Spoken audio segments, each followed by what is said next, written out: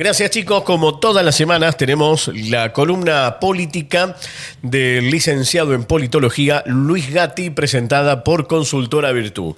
Luis, ¿cómo te va? Bienvenido. El gusto, como siempre, tenerte aquí. Hola Maxi, ¿cómo andás? El gusto es mío. Y bueno, en esta semana íbamos a hablar un poco de la guerra de aranceles que está teniendo Donald Trump, pero bueno, Argentina siempre nos trae sorpresas.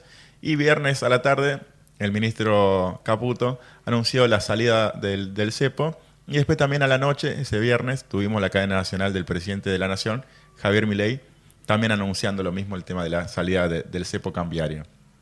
¿Qué implicó esto el día lunes, martes y miércoles que estamos transcurriendo? Bueno, una devaluación del 10% del dólar, que en este esquema que plantea el gobierno nacional, de que ahora va a flotar libremente el dólar entre la banda entre $1.000 y entre 1.000 pesos y 1.400 pesos. Ese va a ser el margen del dólar. En el primer día, que fue el lunes, llegó hasta 1.250. Y en estos días se ha estabilizado en ese monto. Es decir, que se devaluó un 10, pero muchos especulaban con que podía llegar a devaluarse un 30% si se iba a 1.400. ¿Cuál es el tema de este sistema de bandas que ha establecido el gobierno nacional? Que va a intervenir una vez que llegue a 1.400. La gran pregunta es, ¿hasta cuándo va a tener dólares el gobierno nacional para poder intervenir y mantener ese dólar a que no llegue a 1.400? En este sentido, hay que recordar de columnas anteriores que también le hemos hablado, cuando fue la baja de las retenciones que hizo al campo, que son temporarias, se terminan en junio, no lo hacía como un gesto hacia el campo, sino porque estaba necesitando dólares imperiosamente el gobierno nacional. Y lo mismo cuando fue este acuerdo con el Fondo Monetario Internacional, que se aprobó por decreto, solamente lo trató la Cámara de Diputados, y que decíamos que no se conocía la letra chica de qué condiciones pedía el Fondo Monetario. Se supo que va a ser de 20.000 millones de dólares y que bueno, se van a desembolsar 18.000 y que el resto llegaría en los próximos meses. Un dato a tener en cuenta en esto de la letra chica del Fondo Monetario. Se supo qué es lo que le pide al gobierno nacional y bueno, es la receta que históricamente ha tenido el Fondo Monetario.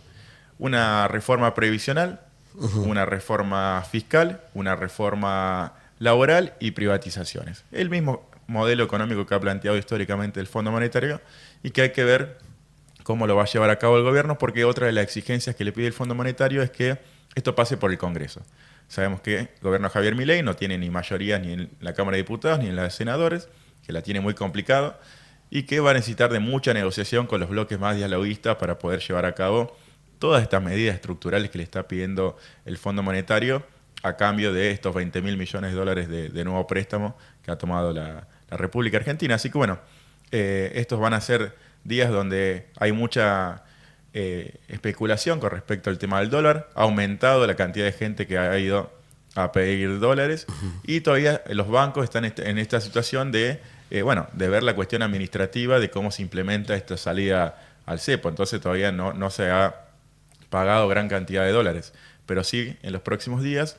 Y la otra cuestión es que el gobierno de Javier Milei, o mismo Javier Milei lo dijo, le dijo al campo que liquiden porque no va a prorrogar la baja de retenciones que vence en junio. Entonces, bueno, ese también va a ser un foco de conflicto que va a tener con el campo, que obviamente va a querer que se siga extendiendo esa baja de retenciones que Milei anunció que no va a ser así.